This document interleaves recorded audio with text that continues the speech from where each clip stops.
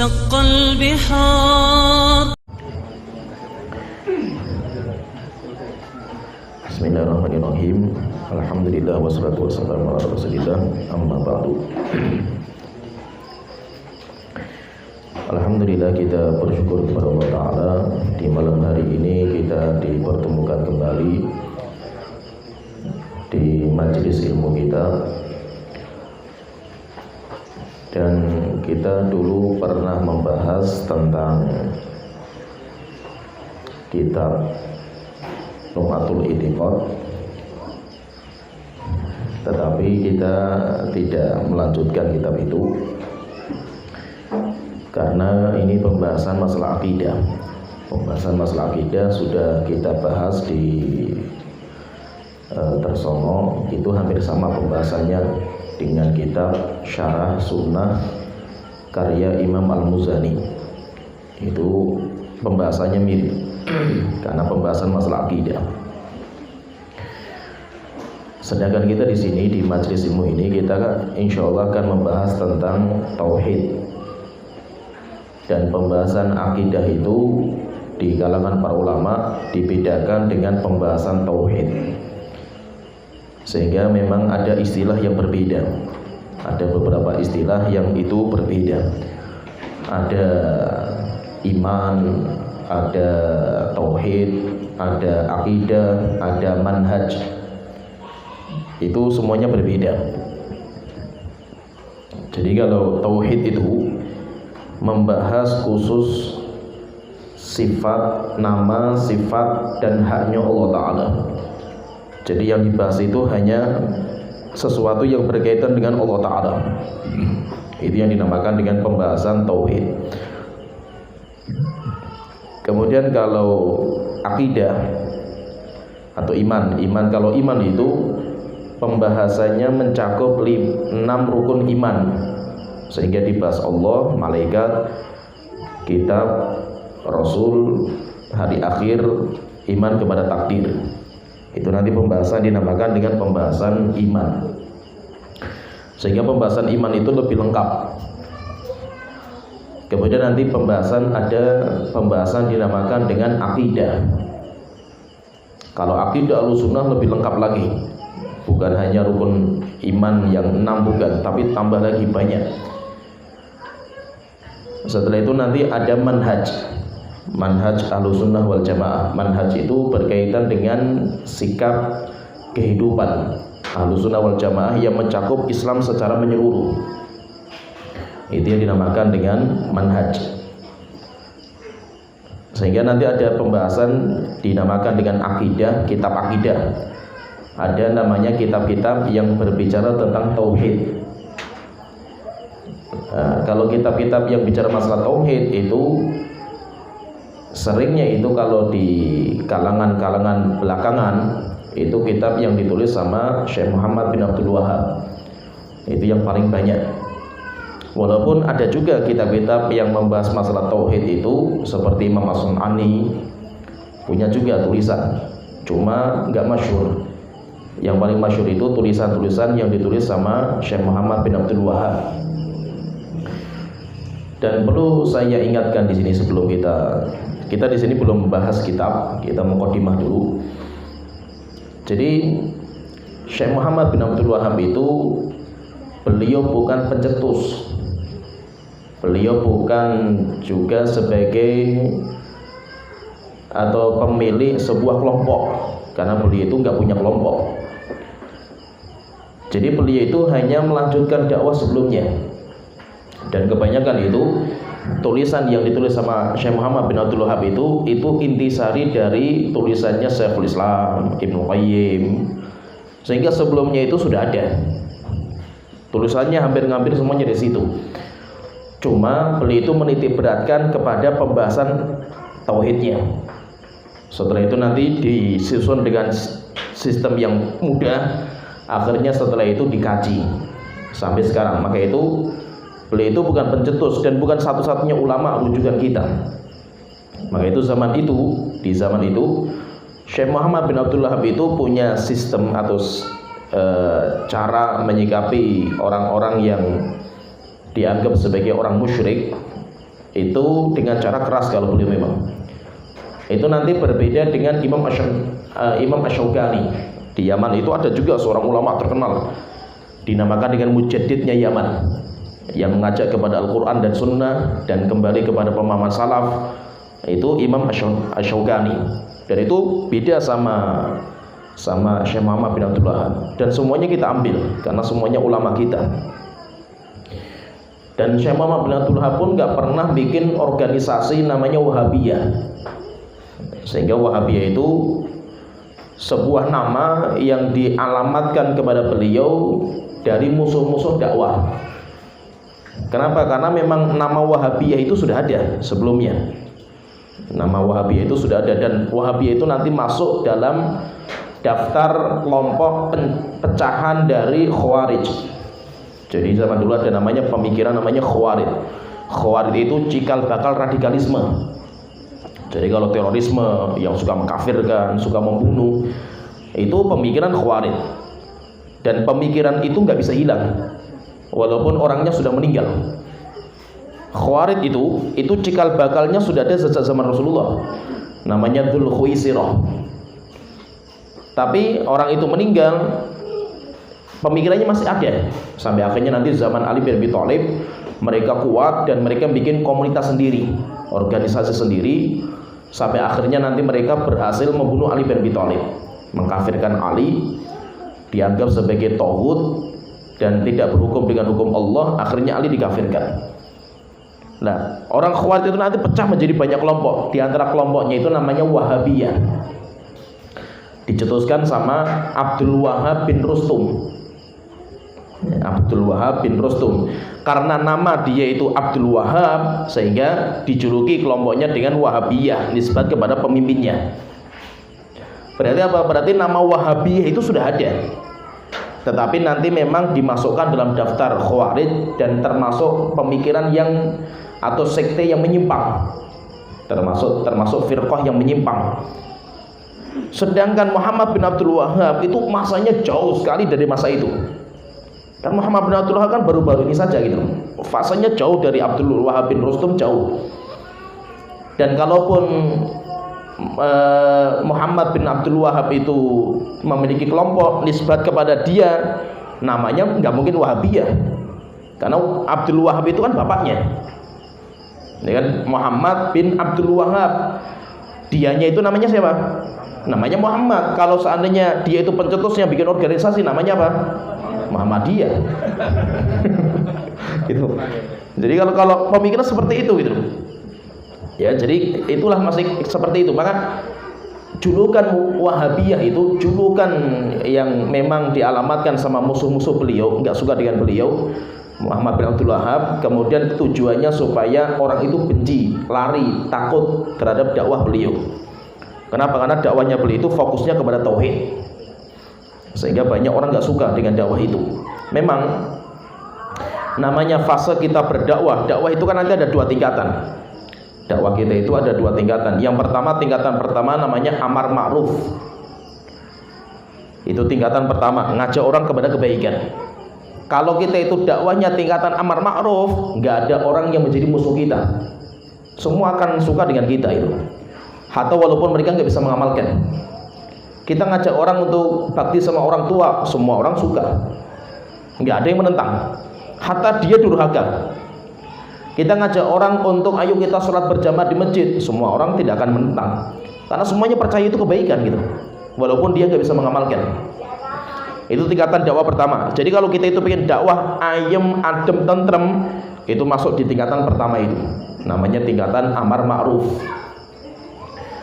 Tapi kita nggak bisa di sini terus, kita akan masuk tingkatan berikutnya.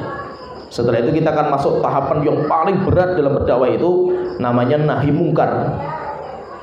Kalau masuk di tingkatan nahi mungkar, musuh kita banyak sekali. Karena nahi mungkar itu sudah mulai mengkritik. Nah, orang itu nggak suka dikritik. Kalau orang diajak kebaikan, itu orang pada senang. Yang penting jangan mengkritik gitu. Tapi kalau sudah sampai tingkatan nahi mungkar, melarang dari kemungkaran, sudah menyalahkan, menyesatkan, mengkritik, mengharamkan, nah itu, maka pelaku dosa dan maksiat itu pasti akan menjadi musuh kita. Orang yang berzina saja itu ketika dia itu dikritik atau disalahkan, nggak suka dia itu. Dia nanti akan menjadi musuh kita itu. Orang yang dia itu korupsi dijuluki dengan orang yang korupsi yang haram, ngamuk dia itu. Orang pelaku bid'ah dijuluki sebagai pelaku bid'ah, itu ngamuk dia itu, nggak terima dia itu.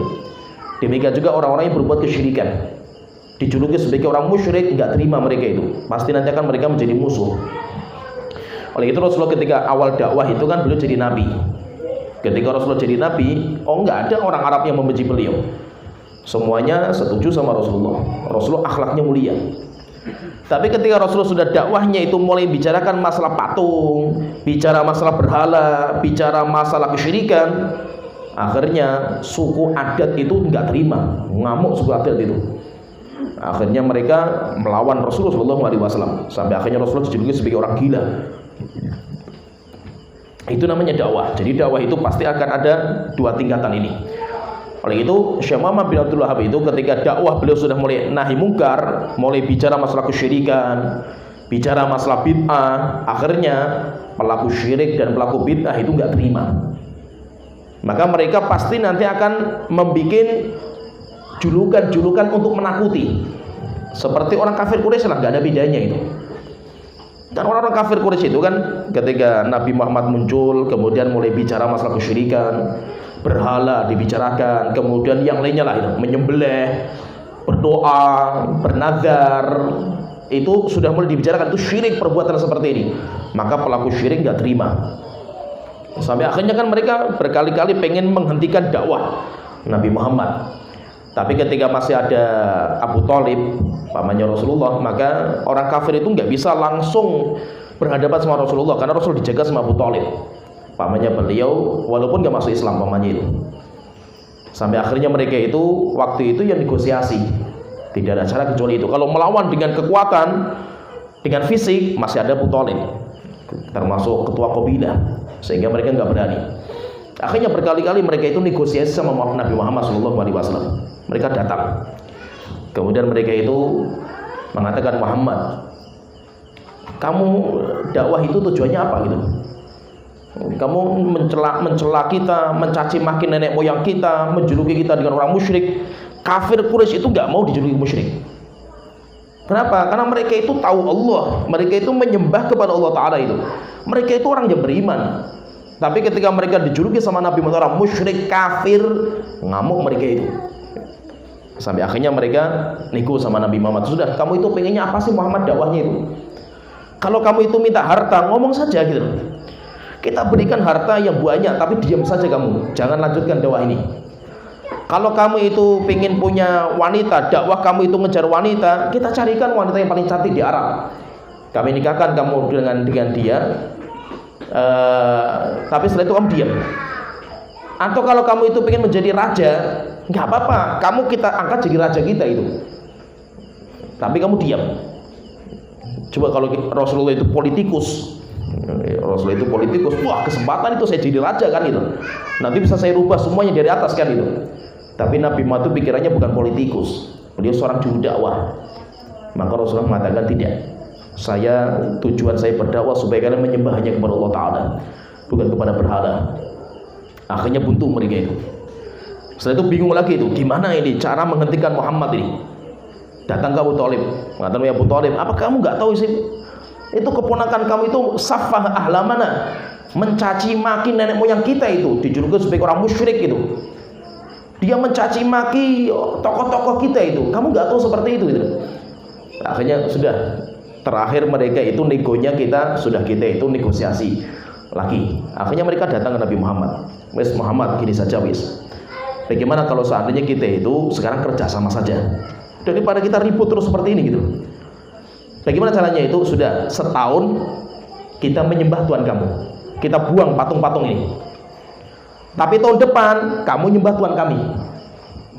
Ya, negosiasi seperti akhirnya diturunkan surat Qul ya ayyuhal kafirun la a'budu ma ta'budun. Itu kan jawaban terhadap mereka. Rasulullah tetap jalan sampai akhirnya nanti Abu Thalib meninggal.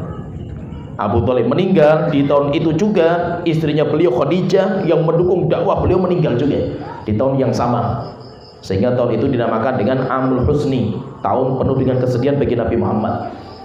Disitulah mulai fisik Nabi Muhammad disiram pakai ari-ari unta, Nabi Muhammad mulai dicaci maki langsung sama mereka itu. Lah mereka ini kalau kita melihat itu orang-orang kafir Quraisy, mereka itu pengen menjuluki Nabi Muhammad dengan sebuah julukan. Supaya apa? Supaya orang-orang bangsa Arab itu nggak tertarik dengan dia itu. Akhirnya apa? Mereka itu rapat.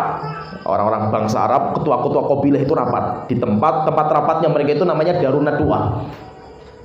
Jadi ada sebuah tempat khusus itu hanya bagi pemuka Arab, nggak boleh sembarangan masuk ke situ. Namanya Darun Nadwa. Akhirnya mereka kumpul, semua ketua kabilah kumpul. Mereka itu khawatirnya apa? Muhammad ini, Rasulullah SAW itu ketika musim haji memanfaatkan musim sebaik-baiknya. Akhirnya musim haji beliau itu datang ke setiap kabilah yang datang ke Arab itu. Sembahlah Allah, jangan menyembah berhala, ini. Akhirnya kan tersebar dakwahnya Muhammad nanti kemana-mana kan itu. Karena orang haji pulang, oh di Mekah itu ada orang seperti ini. Akhirnya kan menyebar nanti itu. Setelah itu apa? Mereka rapat untuk bikin sebuah nama. Muhammad itu kita sifati dengan julukan apa sih dia itu namanya itu? Akhirnya mereka rapat. Ada yang mengatakan pendapat, gini saja wis. Kita sepakat, kita bikin opini Muhammad itu orang gila. Bagaimana kalau seperti itu? Akhirnya yang satu mengatakan jangan. Ini kalau julukan orang gila yang nggak masuk akal. Muhammad itu orang yang normal gitu. Gampang sekali kalau opini seperti ini dibantah sama orang-orang gitu. Bagaimana kalau Muhammad itu kita juluki sebagai orang tukang syair? Akhirnya ada yang bantah juga itu. Ini nggak tepat juga. Semua bangsa Arab tahulah Muhammad itu buta huruf sejak kecil, nggak bisa baca, nggak bisa nulis gitu. Dan dia bukan ahli syair, sehingga Rasul itu nggak pernah melantunkan syair karena beliau bukan ahli syair itu. Akhirnya dia ngomong lagi, terus bagaimana Muhammad ini? Ada yang macam-macam lah. Sampai akhirnya ditanyakan sama satu orang yang paling, kalau istilahnya itu paling berakalnya mereka lah. Setelah itu ketika dia ditanya, bagaimana kalau pendapat engkau? Setelah itu dia mengatakan, sesungguhnya bacaan Quran Muhammad itu, Muhammad kan baca Quran, kita semuanya mendengar lah, kita bangsa Arab gitu. Innaha lahalawah. Quran yang dibaca Muhammad sangat lezat sekali kita rasakan, enak. Bacaan Quran itu kita tahu semua itu bukan bikinan Muhammad, itu wahyu dari Allah Ta'ala. Dan bacaan Muhammad itu, Muhammad kalau sholat itu bacaannya itu menyentuh hati kita semua itu. Dan semua mengakui itu, semua mengakui. Setelah itu ditanya, udah kamu jangan puji Muhammad di sini. Kita di sini rapat mau membuat sebuah opini Muhammad itu apa gitu. Akhirnya dia mengatakan, kalau pendapat saya, bagaimana kalau kita katakan Muhammad itu orang yang kerasukan jin? Akhirnya sepakat, Muhammad kerasukan jin. Sehingga setiap kabilah nanti ketika ada orang-orang musim haji, musim umroh datang, orang Yaman, orang dari sana jauh-jauh datang ke Mekah. Oh, mereka sepakat, kamu jangan ikut di sini ada orang namanya Muhammad, orang kerasukan jin, jangan diikuti dia itu. Menyebar beritanya opini ini. Apakah Rasul itu ketakutan dengan seperti itu? Enggak. Itu istilahnya itu kayak iklan gratis bagi mereka itu. Akhirnya malah apa? Orang pada, Muhammad. Siapa Muhammad? Siapa Muhammad itu? Setiap ada orang ke sana mesti diingatkan bahaya Muhammad, kamu jangan ikuti Muhammad itu. Sampai akhirnya nama Muhammad itu trending topik istilahnya itu. Di bangsa Arab, semua Muhammad semua itu. Sampai beritanya itu ke Yaman. Beritanya sampai ke Yaman, ada orang Yaman berangkat umroh, diingatkan sama orang Quraisy, hati-hati di sini ada orang namanya Muhammad kerasukan jin dia itu. Dia pulang cerita sama orang-orang Yaman. Akhirnya orang-orang Yaman, di sana itu ada orang kerasukan jin namanya Muhammad gitu. Akhirnya ada orang yang biasa ngobati kerasukan jin di Yaman. Biasa sekali dia itu, sampai puluhan tahun dia itu sudah biasa ngobati. Akhirnya dia tertarik. Kalau seperti itu saya mau berangkat ke Yaman lah, mau berangkat ke Arab, ke Mekah. Tujuannya ngobati Muhammad gitu. Saking beritanya senter sekali itu. Akhirnya dia tertantang untuk berangkat ke sana itu. Sampai di Mekah tanya, mana yang namanya Muhammad itu? Ditunjukkan itu Muhammad. Akhirnya dia tanya, Muhammad, saya datang dari Yaman dan saya itu ahli dalam pengobatan orang kerasukan jin. Saya dengar kabar dari Yaman kamu itu kerasukan jin. Akhirnya Rasulullah mengatakan duduk. Setelah itu Rasulullah mengatakan innal hamdalillah nahmaduhu wa nasta'inuhu wa nastaghfiruh. Terus sampai selesai. Kaget orang ini. Setelah itu mengatakan, "Wahai Muhammad, coba ulangi lagi ucapan kamu itu. Innal hamdalillah nahmaduhu wa nasta'inuhu wa nastaghfiruh." Terus sampai selesai.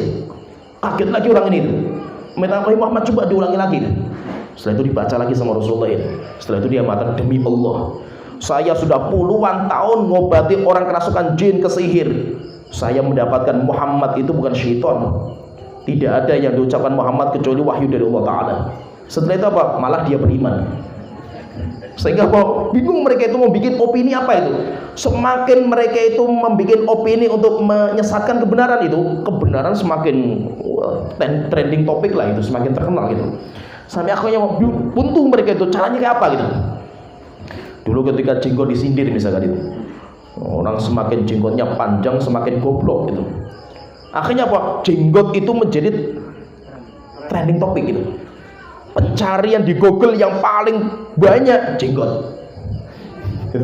Setelah banyak orang-orang yang nggak berjenggot bela jenggot gitu, alhamdulillah itu. Jadi yang membela kita itu semakin banyak gara-gara omongan itu gitu. Setelah itu ngomong masalah cadar itu pembuka terorisme. Wah, cadar semakin trending topik lagi itu. Setelah itu apa? Banyak yang membela gitu. Sehingga apa? Terkadang itu mereka menjuluki kita dengan julukan ini, kita biasa saja gitu. Kita nggak pernah khawatir. Kenapa? Karena itu istilahnya kayak iklan gratisnya kita gitu. Mereka ngiklankan kita. Banyak orang-orang yang setelah itu penasaran, pengen mengetahui sesatnya kita itu. Pemikiran jenggot-jenggot ini pemikiran apa sih, sesatnya kayak apa sih? Nonton YouTube, lihat Google, buka ini, malah ngaji setelah itu. Gitu. Bahkan banyak intelijen yang dikirim, banyak yang ngaji itu. Saya di mana-mana itu sering kalau ngisi daurah di beberapa kota itu, yang jemput saya itu intelijen gitu. Dan dia cerita, "Ustaz Afan, saya intel." "Oh ya, nggak apa-apa, bagus lah." Tapi saya udah ngaji gitu. Saya sudah ngaji itu. Ya, setelah itu dia banyak cerita itu. Saya dulu itu nginteli ini ya kajian Ustadz ini terorisme ini mau ngebom mana ini kan gitu. Akhirnya kalau kita ikut kajian dan alhamdulillah kajian kita itu terbuka, nggak ada yang kita sembunyikan gitu. Akidah kita terang benderang, kita itu apa? Anti pemikiran radikalisme. Kita yang membantah di mana-mana gitu. Dan kita itu apa? Tunduk patuh kepada pemimpin. Itu akidah kita itu, dan itu masuk akidah loh. Kita tunduk patuh sama pemimpin itu bukan masalah dunia atau bukan masalah kita itu dapat jabatan, job dari pemerintah, bukan. Tapi itu masuk dalam ranah akidah kita. Bahkan kita demo saja kita nggak membolehkan gitu. Kenapa? Karena mencela penguasa di lapangan, di tempat terbuka, bagi kita hukumnya nggak dibolehkan. Sehingga apa? Kita itu taat kepada pemimpin itu keikhlasan kita, karena itu akidah kita itu. Kita dapat job dari pemerintah atau tidak gitu. Jadi jangan sampai apa? Orang-orang jenggot-jenggot itu yang istilahnya kita lah itu suka memuji pemimpin karena pengen mendapatkan jobnya pemimpin itu. Enggak sama sekali itu. Itu kalau bukan karena akidah kita pun akan melawan mereka gitu. Tapi akidah kita seperti itu. Sehingga kita terang benderang, nggak ada yang kita sembunyikan gitu. Nggak ada yang kita sembunyikan. Akhirnya apa? Setelah itu banyak yang paham lah antara dakwah kita dengan dakwah terorisme itu. Kenapa? Karena dohirnya sama. Karena dohirnya sama, jenggotnya sama. Istrinya cadaran juga sama itu. Sehingga anehnya itu, saya itu kan paling keras membantah pemikiran terorisme dari dulu. Sampai saya itu diancam mau dibunuh sama mereka berkali-kali itu. Sampai saya pernah ketemu dengan Pak Tres Akbar itu, waktu beliau menjadi menteri di rumahnya beliau itu. Saya pernah menawarkan sebuah resep waktu itu. Alhamdulillah beliau jalankan setelah itu. Yaitu apa? Cara menangkal radikalisme itu nggak bisa dengan kekerasan. Kenapa? Karena itu doktrin, itu pemikiran gitu. Bukan masalah dunia. Radikalisme itu, mereka itu ngebom negara, membuat kerusakan di negara itu karena keyakinan mereka gitu. Karena pemerintah itu bagi mereka tauhid kan gitu. Itu nggak bisa, pemikiran dilawan dengan pentung itu nggak bisa gitu. Ya, semakin mereka dikerasi, dipenjara, disiksa, keluar dari penjara menjadi monster yang lebih mengerikan lagi mereka itu. Kenapa? Karena itu pemikiran, doktrin. Terus bagaimana mengobati pemikiran itu? Mengobati pemikiran dengan doktrin yang lebih kuat. Kalau mereka itu dibantah hujah mereka dengan hujah yang lebih kuat, tobat mereka itu. Bagaimana caranya itu mengobati terorisme itu? Tidak ada cara kecuali apa? Datangkan ulama Ahlussunnah diskusi. Sampai akhirnya mereka itu kalah hujahnya. Mereka sudah bertobat sendiri mereka itu. Tapi kalau semakin dikerasi, disikat, dihajar, kemudian nanti keluar menjadi monster yang lebih mengerikan mereka itu. Dan itu saya waktu itu nyampaikan seperti itu ke Pak Majelis Akbar, dan alhamdulillah beliau setuju. Sampai kita waktu itu bikin program, tapi qadarullah belum selesai waktu itu, beliau lengser. Bikin program menerjemahkan buku guru saya. Guru saya itu Syabul Hasan. Hafidhullah itu beliau punya tulisan terbaik dalam bab ini. Namanya kitab Tafjirat, Fitnatut Tafjirat. Fitnah peledakan, penculikan, pembunuhan yang diadakan sama orang-orang radikalisme itu. Beliau itu sebelum rezeki itu beliau datangi ulama-ulama takfiriyin itu. Diskusi, dibongkar semua hujahnya. Oh, hujahnya itu apa sih mereka tuh? Ini hujahnya, datang lagi ke sana, ketemu lagi hujahnya ini. Dikumpulkan sampai sekitar 40 hujah. Setelah itu satu hujah-hujahnya dibantah sama beliau itu, semua itu. Sampai akhirnya kitab ini diterbitkan sama pemerintah Saudi Arabia, Kementerian Agama mereka. Setelah itu dibagi gratis. Nah, itu waktu itu kita punya proyek untuk menerjemahkan. Kita rencananya mau kita bagi gratis kepada ya tahanan-tahanan dari radikalisme, terorisme. Tapi belum selesai, belum lengser. Tapi anehnya itu, saya pun dijuluki teroris juga gitu. Masya Allah. Padahal kita kayak apa kerasnya kita melawan mereka itu. Gara-gara jenggot saja itu. Oh, karena ustadznya jenggotan, sama-sama jenggotan gitu. Jadi terkadang jenggot ini yang jadi salah. Padahal pemikiran kita beda. Bukan berarti orang yang berjenggot itu semua seperti itu, bukan. Kita punya akidah sendiri dalam masalah seperti ini.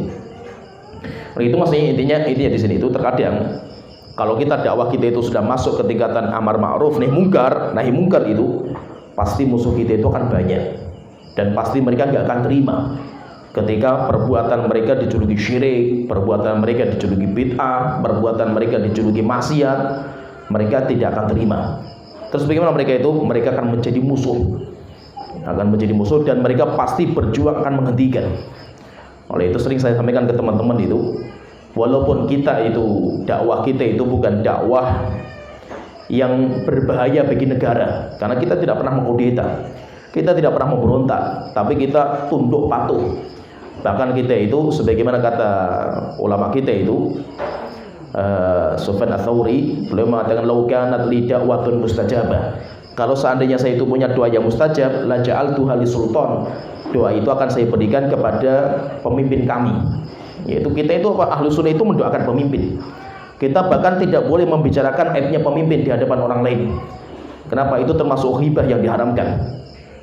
Tapi bukan berarti kita itu bukan menjadi ancaman bagi mereka. Ini saya sering sampaikan itu. Jangan kita itu merasa ketika kita itu bukan ancaman, setelah itu kita itu akan hidup nyaman di negeri kita. Kenapa? Ketika Anda bicara haramnya riba, maka orang-orang pelaku riba akan menjadi musuh kita. Ketika kita mengatakan haramnya pajak, maka nanti orang-orang yang memungut pajak mereka akan marah sama kita itu. Kenapa? Karena walaupun kita bagi negara kita itu aman, kita nggak pernah mengkudeta, bahkan kita tunduk patuh, tapi kita itu akan menjadi problem bagi dunia mereka. Kita akan menjadi problem karena soalnya dakwah sudah berkembang. Akhirnya apa? Pajak berhenti, riba berhenti, kemudian semua sistem-sistem yang haram berhenti. Ya orang-orang kapitalis nggak akan jalan gitu. Akhirnya apa? Pasti mereka akan menjadikan kita sebagai musuh. Oleh itu saya sering sampaikan ke teman-teman itu, kita itu sedang dipancing. Ini saya sering sampaikan itu, kita sedang dipancing. Kenapa? Banyak orang-orang itu nggak suka dengan kita. Nggak suka. Kenapa? Pelaku syirik ngamuk dengan kita. Pelaku bid'ah mereka nggak terima. Pelaku riba, pemakan semua yang haram, mereka akan menjadi musuh bebuyutan kita itu. Karena mereka nggak terima ketika di amar ma'ruf nahi mungkar itu nggak terima. Terus bagaimana mereka itu? Mereka akan mancing kita supaya kita keluar. Tapi alhamdulillah selama ini kita dipancing, alhamdulillah kita diam. Kita diam, alhamdulillah kita masih selamat. Sehingga apa? Kita itu dipancing untuk keluar, ayo demo, ayo sana memberontak, ayo sana itu. Alhamdulillah kita nggak terpancing. Kenapa? Karena itu akidah kita ini. Coba sekali-kali misalkan kita ada di antara kita yang keluar, habis kita itu. Karena mereka menunggu momen itu gitu. Ya, kan banyak sekali kan yang demo mereka, kita yang dihabisi kan gitu. Ya, siapa yang dihabisi? Mesti salafi kan gitu.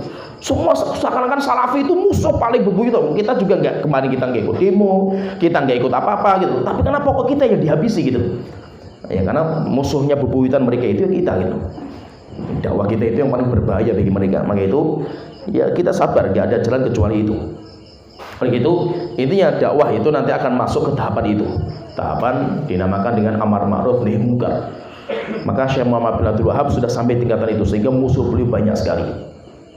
Maka itu intinya kita bukan berarti kita itu pengikut utamanya Muhammad bin Abdul Wahab. Bukan, beliau seorang ulama, salah satu dari ulama kita itu. Ulama kita kan banyak sekali, ada Imam Abu Hanifah, Imam Malik, Imam Syafi'i, Imam Ahmad. Setelah itu ada Imam Bukhari, Muslim, Tirmidzi. Itu salah satu dari ulama-ulama kita itu. Kalau memang ada pendapat beliau yang bagi kita itu kita beda pendapat, ya kita nggak akan mengambil gitu.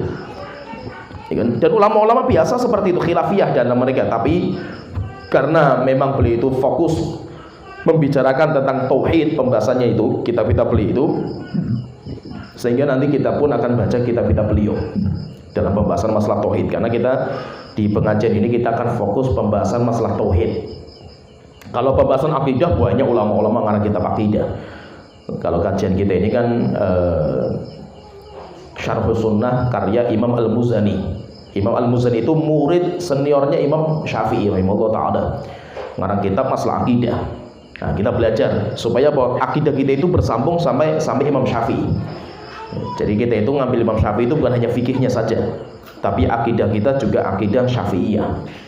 Nah, kemudian kalau masalah tauhid, memang jarang ulama-ulama yang fokus pembahasan kitabnya itu masalah tauhid, itu jarang. Ada kitab tauhid sebelumnya itu, seperti kitab tauhidnya Imam Al-Baihaqi.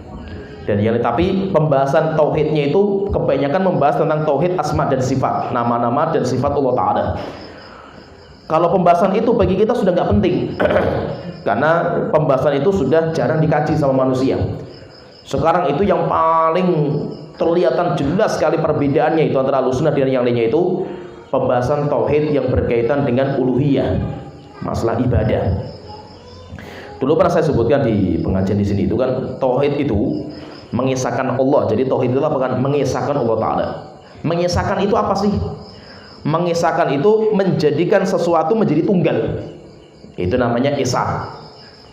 Menunggalkan Allah Ta'ala. Jadi mengisahkan Allah itu menunggalkan, sehingga Allah itu hanya satu-satunya, tidak bisa disamakan dengan yang lain. Itu namanya mengisahkan Allah Ta'ala. Tauhid mengisahkan Allah itu, mentauhidkan Allah itu nanti ada 3 hak. Allah itu punya 3 hak yang harus diesahkan. Esahkan itu sama, tidak boleh disamakan dengan yang lain. Yang pertama, tauhid yang harus kita esahkan Allah itu, yang pertama dinamakan dengan tauhid rububiyah. Yang pertama namanya tauhid rububiyah, mengesahkan Allah dalam perbuatan Allah Ta'ala.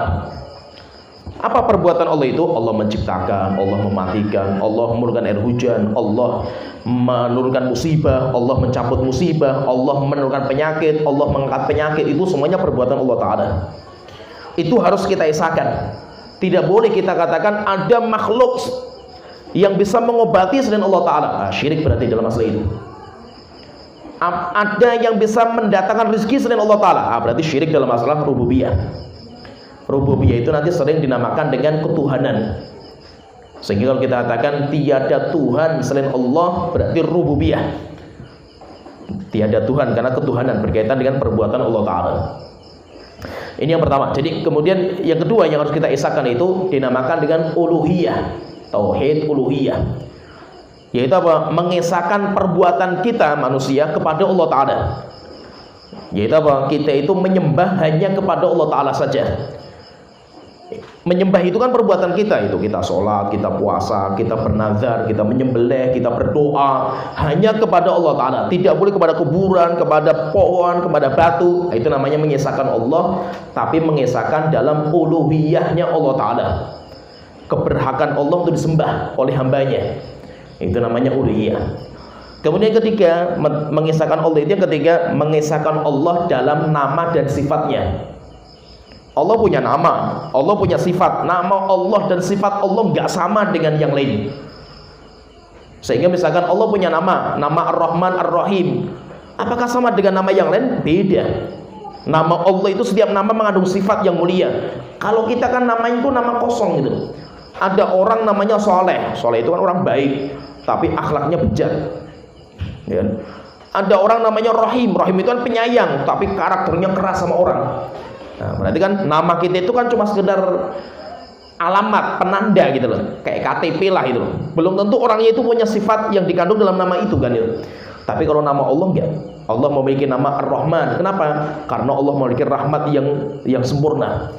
Allah namanya Ghaffar. Kenapa? Karena Allah memiliki pengampunan yang sempurna. Sifat. Jadi setiap nama mengandung sifat.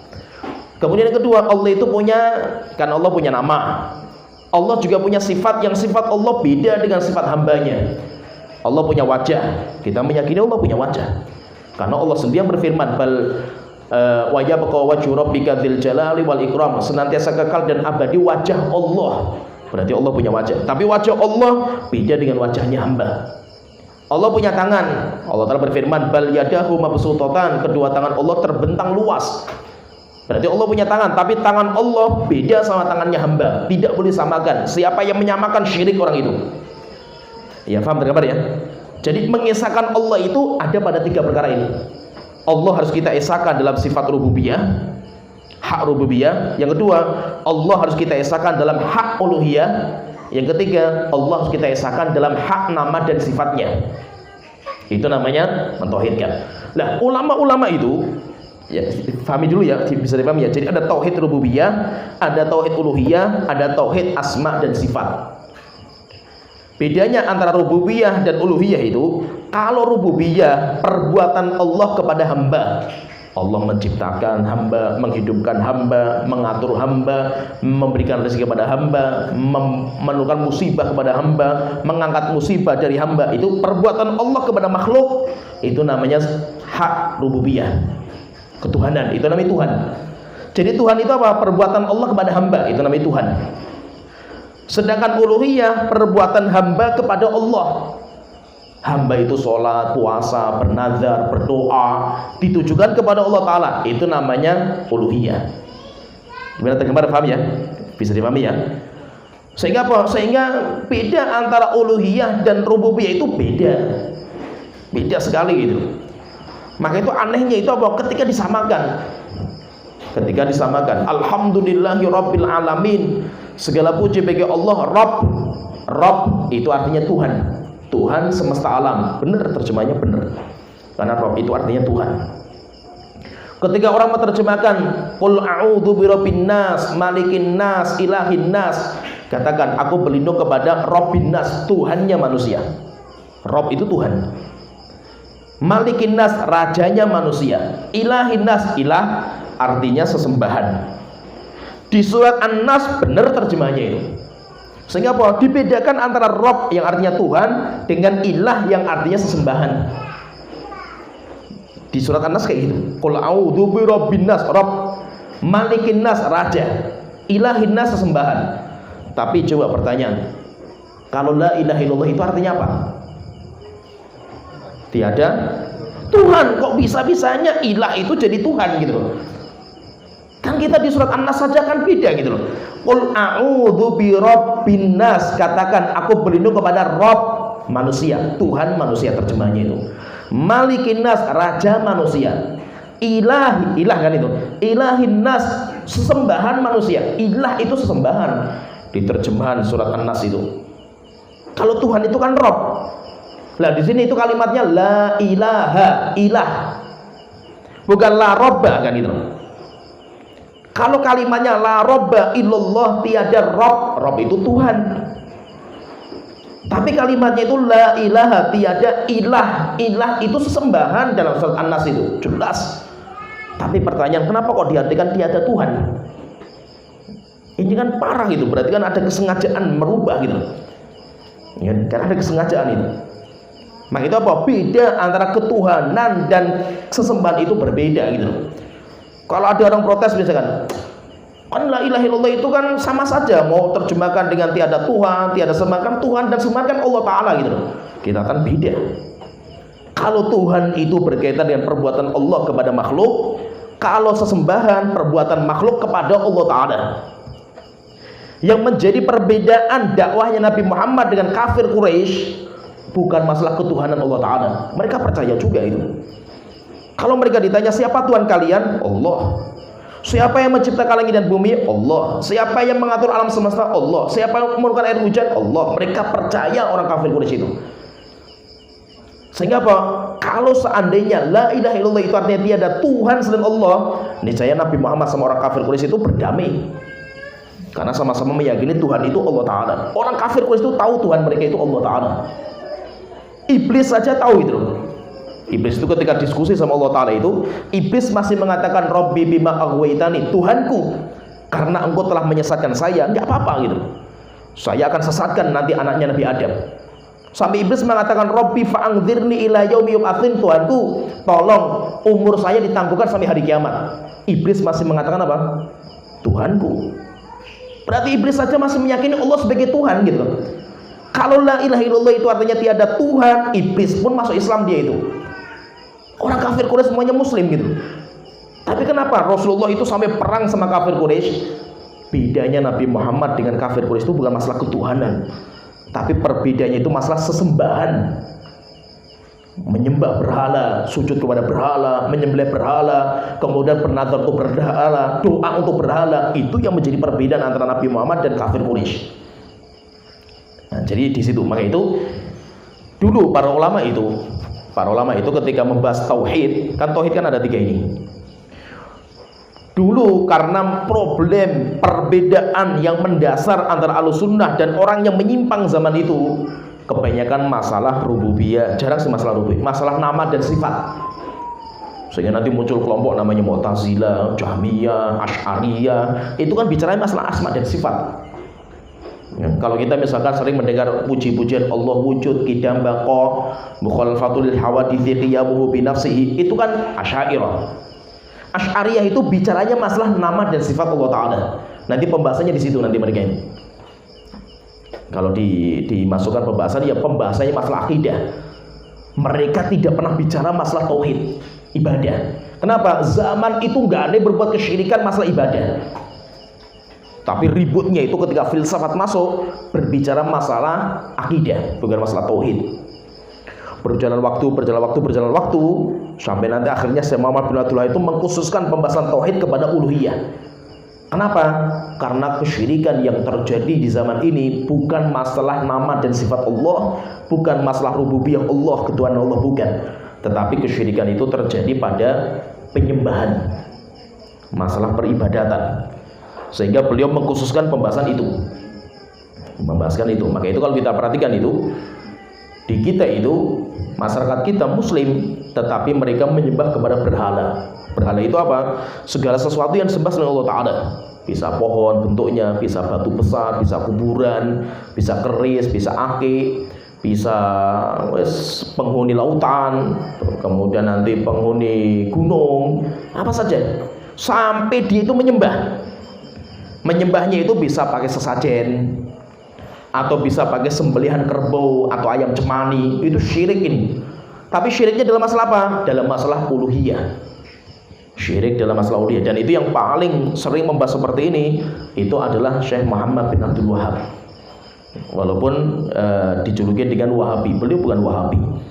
Tetapi karena memang orang-orang itu nggak terima ketika mereka datang kepada kuburan orang soleh, kemudian minta sama kuburan itu, dijuluki syirik.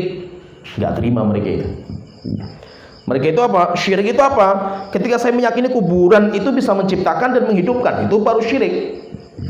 Kenapa? Karena mereka memahami la ilaha illallah dengan tiada Tuhan. Maka kita katakan, ya, Anda berdoa kepada kuburan, minta sama kuburan, berarti Anda minta selain Allah Ta'ala, itu syirik. Itu nggak main-main, itu syirik. Tapi syirik dalam masalah uluhiyah. Oleh itu ketika ini kondisi sudah parah lah, penyembelihan kerbau ketika sedekah laut, sedekah bumi, kemudian nanti mereka itu sesajen, walaupun sekarang mungkin nggak terlalu banyak lah sesajen itu, tapi masih ada sesajen. Kemudian ritual untuk menyembelih ayam cemani itu masih ada. Kemudian pengagungan kepada keris dan akik banyak. Kemudian ritual-ritual ya sihir di masyarakat kita luar biasa dahsyat.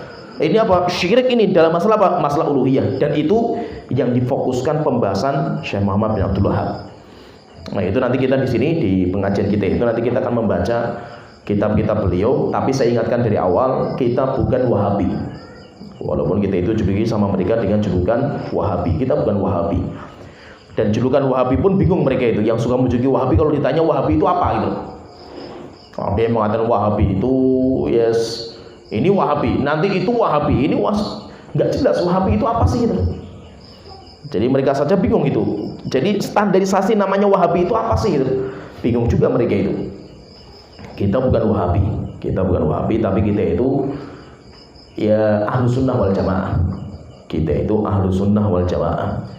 Tapi Ahlus Sunnah wal Jamaah pun banyak versi juga itu. Karena semua orang mengaku Ahlus Sunnah wal Jamaah. Tinggal Ahlus Sunnah wal Jamaahnya siapa? Kalau kita Ahlus Sunnah wal Jamaah yang beragama dengan kembali kepada Al-Quran dan Sunnah dengan pemahaman salaf, pemahaman sahabat, tabi'in, tabi'ut tabi'in, 3 generasi. Pertanyaan, kok bisa kamu itu menisbatkan kepada pemahaman salaf? Kan salaf udah pada mati gitu. Memang orangnya sudah mati, tapi pendapat mereka nggak mati. Pendapat mereka dibukukan oleh para ulama di kitab-kitab mereka itu.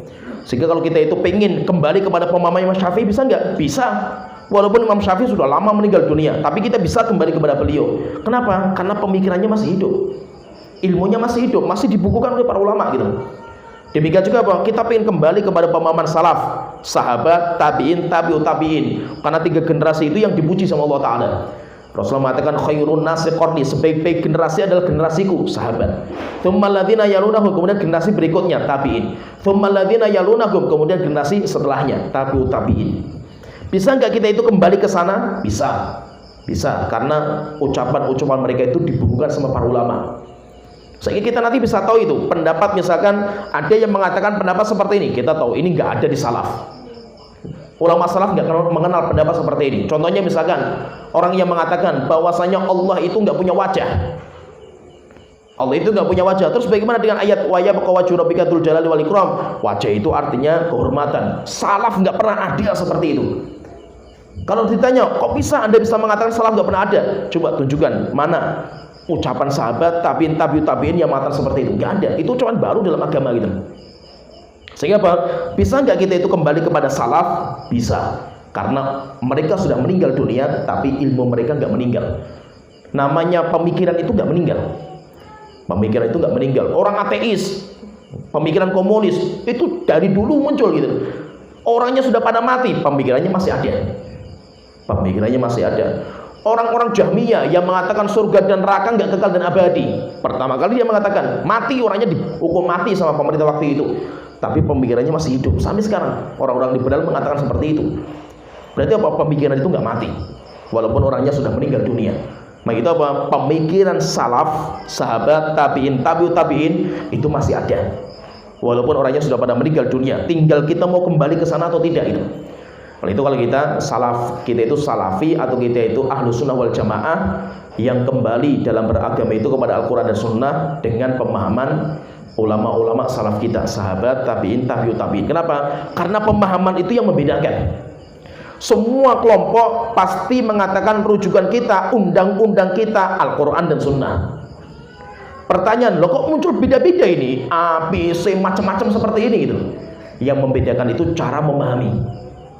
Kenapa? Al-Quran dan Sunnah itu bisa dipahami dengan banyak pemahaman. Tinggal Anda mau apa gitu. Bisa. Contohnya misalkan ada sebuah kelompok yang mengatakan kalau sudah sampai tingkatan tertentu makrifat, dia sudah tidak wajib untuk ibadah. Kan ada seperti itu, kelompok seperti itu. Karena istilahnya mereka itu hululiyah. Kalau sudah sampai tingkatan mereka itu hulul. Hulul itu manunggaling kaula Gusti. Allah menitis pada zat makhluk. Pertama kali yang mengatakan seperti itu Al-Hallaj, dan itu dihukum mati zaman itu sama pemerintah waktu itu. Pemikirannya sampai sekarang masih hidup. Pemikirannya sampai sekarang masih hidup. Sampai akhirnya mereka punya semacam-macam lah torikot. Nanti membagi itu menjadi 4 tingkatan: syariat, torikot, hakikat, makrifat. Kalau sudah sampai tingkatan makrifat, mereka itu sudah nggak wajib ibadah. Boleh berzina, boleh minum khamr, nggak wajib sholat, nggak wajib puasa. Sudah sampai tingkatan makrifat. Kenapa bisa seperti itu? Karena memahami sebuah ayat. Allah Ta'ala berfirman, wa'bud rabbaka hatta ya'tiyakal yakin. Sembahlah Allah sampai datang keyakinan.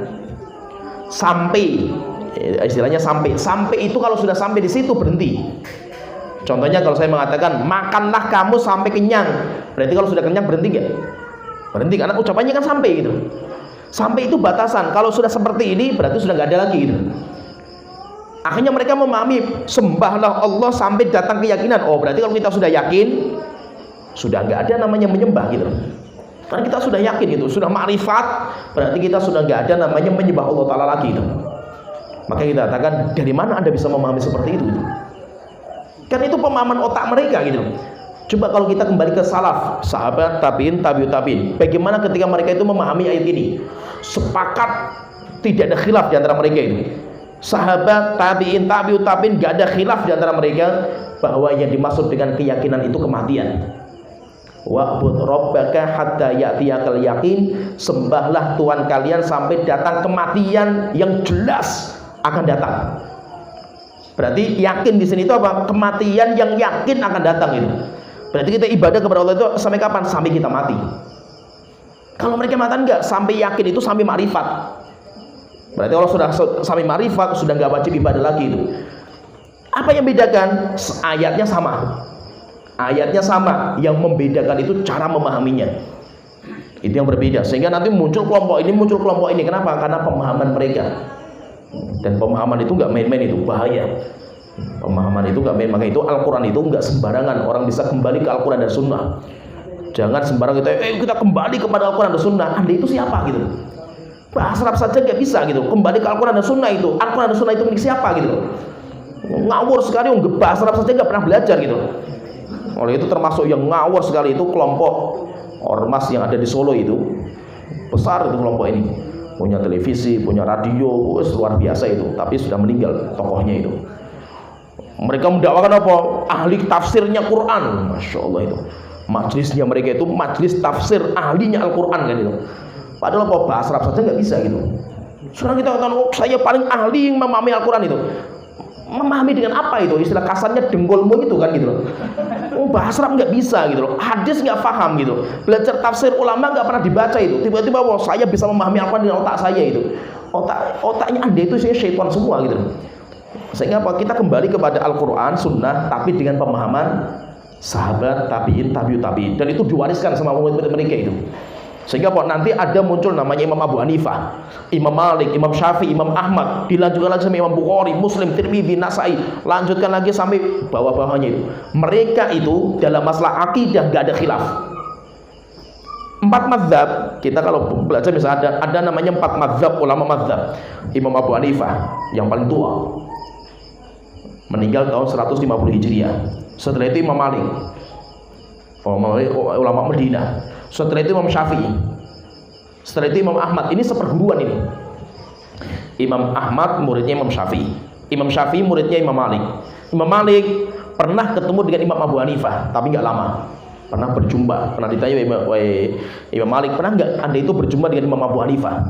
Dia mengatakan, iya.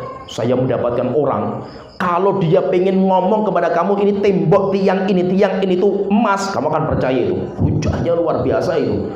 Itu kalau sudah ngomong itu semua orang akan diam karena hujahnya kuat sekali itu orang itu. Tetapi nanti bersambung Imam Syafi'i itu belajar sama Muhammad bin Hasan Asy-Syaibani. Itu murid seniornya Imam Abu Hanifah. Setelah itu baru nyambung ke Abu Hanifah. Berarti kalau kita perhatikan 4 mazhab itu bersambung ilmu mereka itu. Setelah itu nanti Imam Ahmad punya Bukhari, Muslim, Bukhari punya Imam Muslim, di bawahnya punya murid, terus bersambung terus ilmu mereka itu. Dan mereka dalam masalah akidah nggak ada khilaf. Kecuali satu masalah tuh yang menjadi khilaf di antara mereka.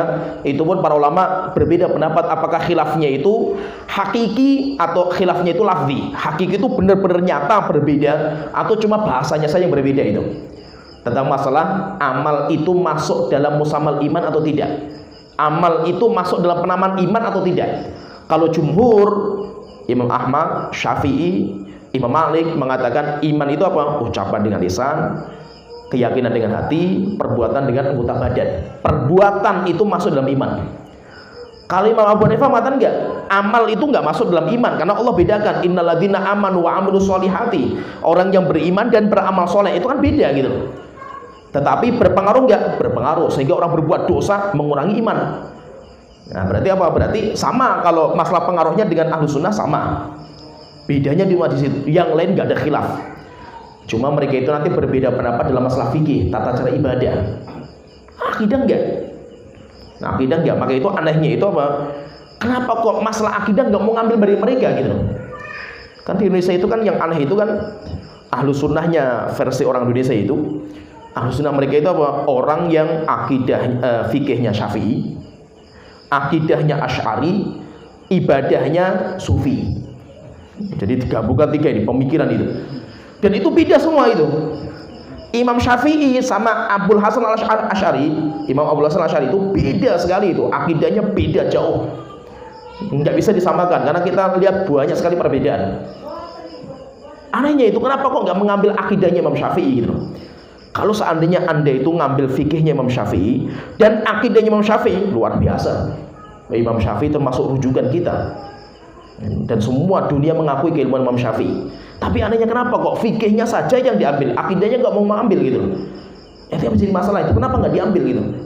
Kenapa malah ngambilnya itu Asy'ari kan? Imam Abul Hasan Asy'ari, kenapa bukan Imam Syafi'i? Padahal beda. Bicara masalah wajah misalkan, Abul Hasan Asy'ari mengatakan Allah nggak punya wajah. Terus bagaimana dengan wajah Allah Ta'ala? Enggak, itu bukan wajah, itu artinya kekuasaan, kehormatan. Imam Syafi'i tegas sekali, disebutnya sama Imam Mukatsir dalam tafsirnya.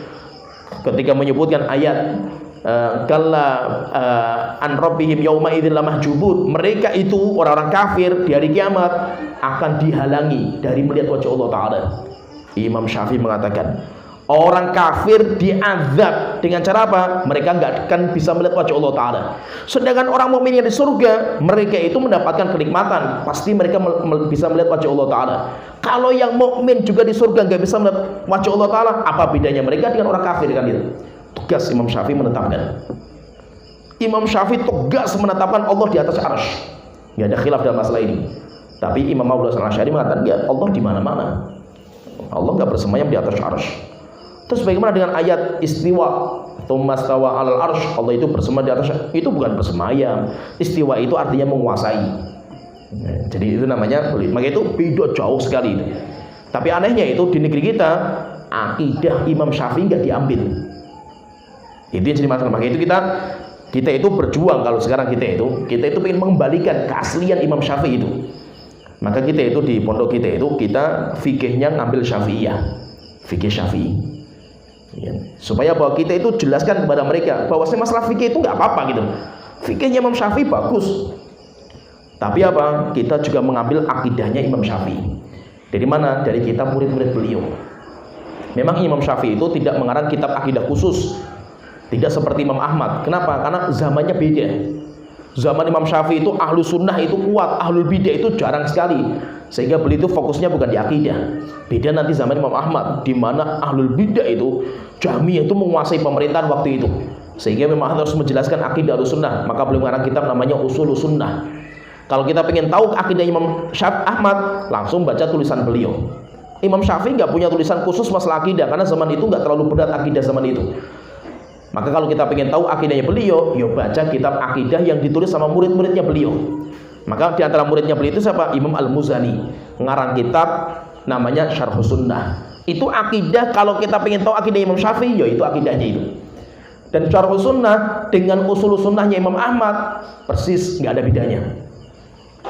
Nah itu ulama-ulama kita zaman dulu kan karena Syarhus Sunnah, Ushulus Sunnah sama mereka itu nggak ada bedanya. Nah itu kalau kita itu sekarang gerakan kita itu pengen kembalikan kepada Imam Syafi'i akidatan, baik akidahnya atau fikihnya. Sehingga kita fikihnya mazhab Syafi'i, akidahnya kita juga akidah Imam Syafi'i. Dari kitab beriman itu, kalau kurikulum di pondok saya itu belajar akidahnya itu kembali ke salaf. Jadi yang kita kaji itu kitab akidahnya ulama-ulama salaf memang, yaitu setingkat Imam Syafi'i, Imam Ahmad di bawah-bawahnya itu. Tidak terlalu jauh. Kalau Syekh Muhammad bin Abdul Wahab kan sama sekarang, maka di pondok kita nggak kita kaji. Kenapa? Karena Syekh Muhammad bin Abdul Wahab termasuk mutakhirin, orang baru lah, maksudnya itu nggak terlalu lama itu. orang belakangan. Sehingga kita kalau di pondok enggak, karena kita ingin mengembalikan akidah salaf itu kembali ke ulama-ulama zaman dulu itu. Itu kalau di pondok kita seperti itu. Ya, ini sebagai mukadimah saja sebelum nanti kita belajar kitab berbicara masalah tauhid.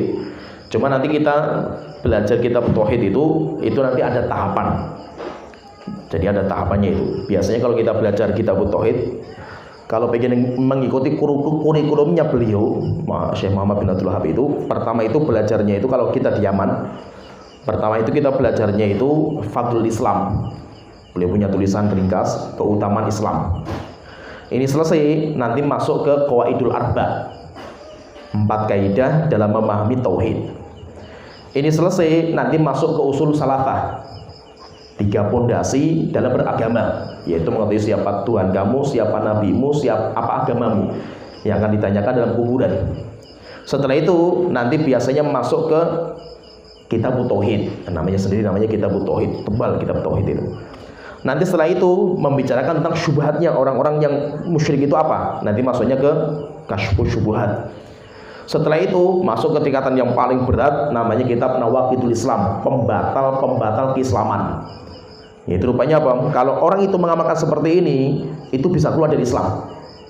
Lah apa saja sih yang bisa mengeluarkan dari Islam itu? Maka beliau punya tulisan ringkas sendiri, namanya Nawaqidul Islam, pembatal keislaman. Jadi nanti tertibnya seperti itu. Itu kita nanti belajar di sini itu kita pelan-pelan.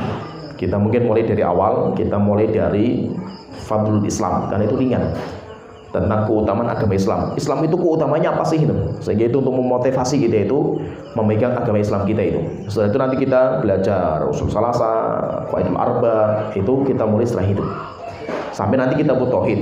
Kita tauhid ada, tapi kita tidak akan membahas panjang lebar. Kita bahasanya ringkas, karena memang ya kita susah kalau kita secara detail, karena itu butuh bahasa Arab kalau kita pengen detailnya itu.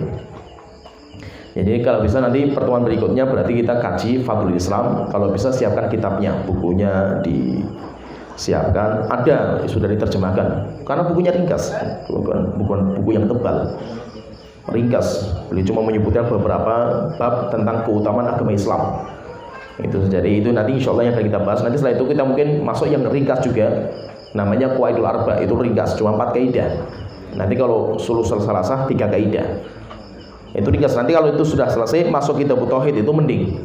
Jadi kalau pembahasan di sini kita nanti fokus kepada pembahasan tauhid. Di sini nanti kita fokus pembahasan ke tauhid. Kalau Syarh Sunnah itu nanti fokus kepada pembahasan akidah. Jadi di Syarh Sunnah pembahasan tauhid enggak dibahas.